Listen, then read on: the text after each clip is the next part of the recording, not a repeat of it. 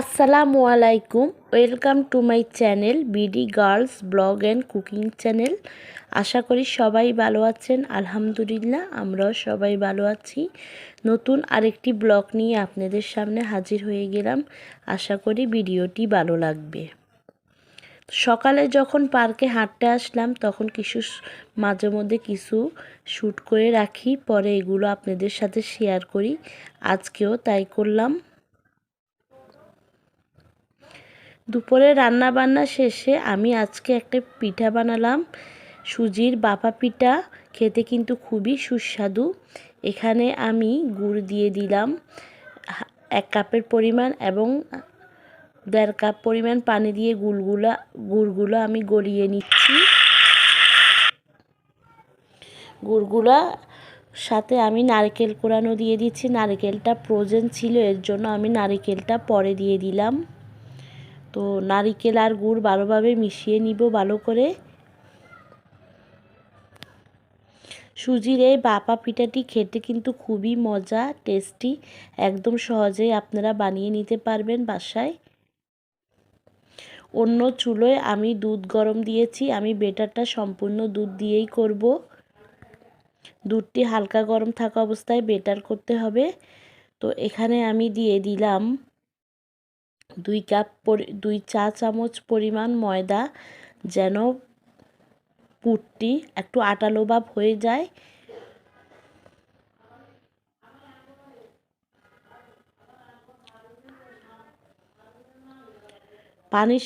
পানি শুকিয়ে পুরটা যখন আটালো ভাব হয়ে যাবে তখন আমি চুলো থেকে নামিয়ে নিব।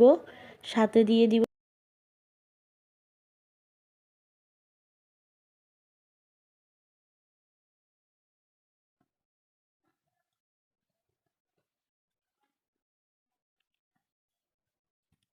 ময়দাটি আপনারা স্কিপ করলেও করতে পারেন। আমি যেহেতু এখানে খেজুরের গুড় দিয়েছি আর নারকেল দিয়েছি, আমি এখানে 2 চা চামচ ময়দা দিয়ে দিলাম যেন পুরটা একটু ভালোভাবে আটালো হয়।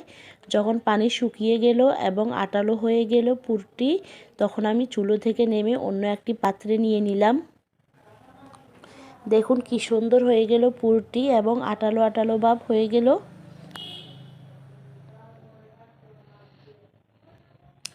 এখন আমি 2 কাপ পরিমাণ সুজি নিয়ে নিব একটি পাত্রে। সাথে আমি বেকিং পাউডার দিয়েছি, ওটি ভিডিওতে আসেনি। 1 চা চামচ বেকিং পাউডার দিয়েছি। এরপর দিয়ে দিলাম লবণ পরিমাণ মতো।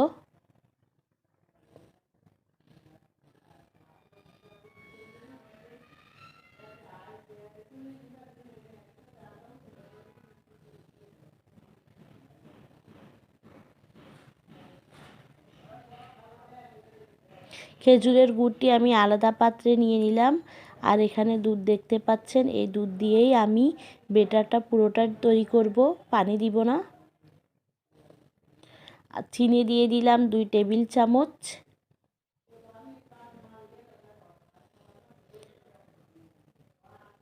এখন আমি সামান্য পরিমাণ ময়দাও দিব। ময়দা দিয়ে দিব 2 চা চামচ পরিমাণ।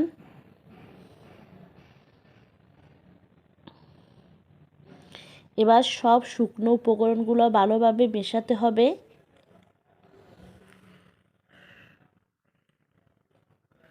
সব উপকরণগুলো ভালোভাবে মিশিয়ে এরপর সবগুলো শুকনো উপকরণ একটা চামচের মাধ্যমে ভালোভাবে মিশিয়ে এবার আমি অল্প অল্প দুধ দিয়ে বেটারটি তৈরি করব। চাইলে এখানে আপনারা দুধের পরিবর্তে টক দই ব্যবহার করতে পারেন এবং সাথে পানি দিতে পারেন। পানি দিয়েও বেটারটি তৈরি করা যায়, টক দই দিয়ে সাথে তো আমি এখানে দুধ দিয়েই বেটারটা তৈরি করব। সম্পূর্ণ 1 কাপ দুধ দিয়ে বেটারটি তৈরি করলাম।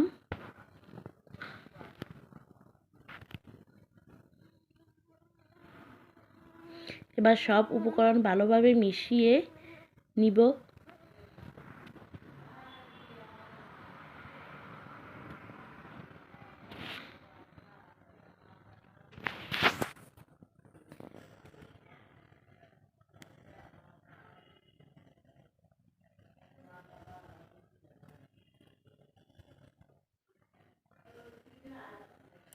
আমি এখন বেটারটি 10 মিনিটের জন্য রেস্টে দিব। বেটারটি যখন 10 মিনিটের জন্য রেস্টে দিব তখন পানি অনেকটা শুকিয়ে যাবে এবং বেটারটি ফুলে উঠবে। এখন আমি একটি পাত্রে পানি নিয়ে এতে একটি স্ট্যান্ড বসিয়ে দিলাম। স্ট্যান্ডগুলো লোহার, এর জন্য আগে থেকেই বসিয়ে নিলাম।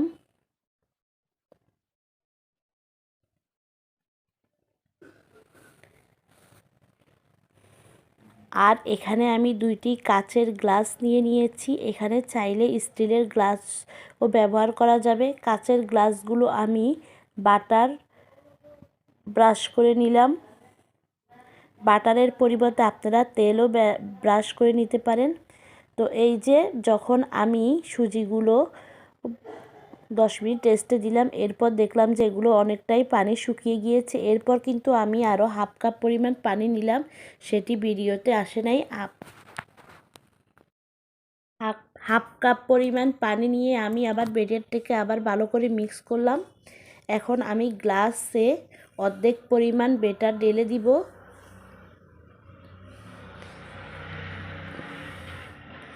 অর্ধেক পরিমাণ বেটার দেওয়ার পর আমি খেজুরের যে পুরটি তৈরি করেছি নারিকেল ও খেজুরের গুড় দিয়ে সেটিকে একটু লম্বা আকৃতি করে গ্লাসের মধ্যে বেটারের মাঝখানে দিয়ে দিব।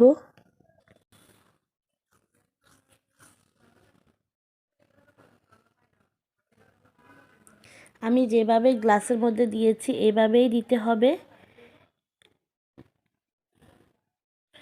গ্লাসের কিছু অংশ খালি রাখতে হবে, না হলে কিন্তু ভাপা পিঠাটি তৈরি হওয়ার পরেই কিন্তু এটি পুরো গ্লাস ফুলে উঠবে। তো আমি আবার পুর দেওয়ার পর সামান্য আরেকটু বেটার দিলাম। এভাবেই আমি 2টি গ্লাসে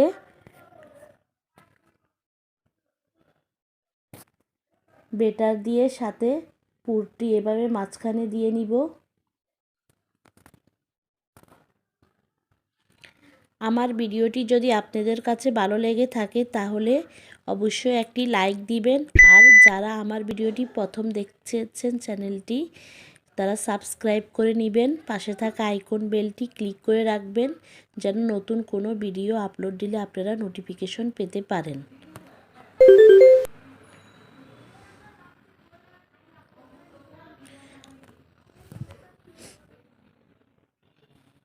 এভাবে আমি 2টি গ্লাসে পুর এবং বেটার দিয়ে সাজিয়ে নিলাম। এখন আমি এটি ভাপে দিব।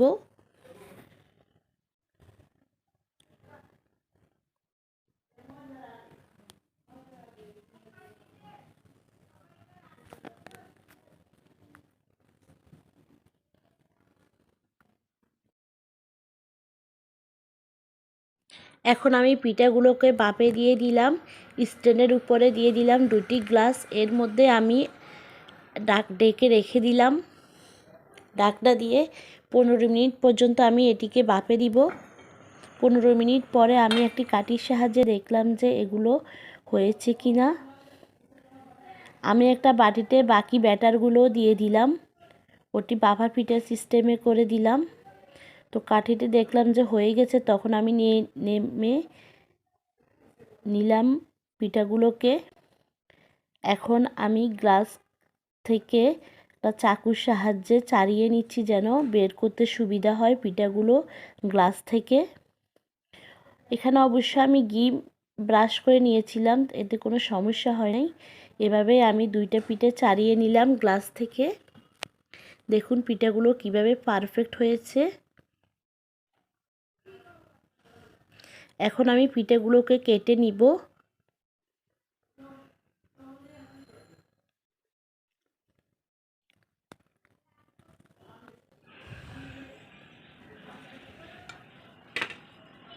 পিঠাগুলো দেখতে অনেক নরম তুলতুলে হয়েছে, খেতেও খুব সুস্বাদু হয়েছে। এভাবে আমরা সহজেই বাসায় তৈরি করে ফেলতে পারি পিঠা, সুজির বাফা পিঠা। তো আজকের ভিডিওটি আপনাদের কাছে কেমন লেগেছে জানাবেন। আজকে এ পর্যন্তই। সবাই ভালো থাকবেন, সুস্থ থাকবেন। আল্লাহ হাফেজ। নতুন আবার আরেকটি রেসিপি নিয়ে আপনাদের সামনে হাজির হয়ে যাব।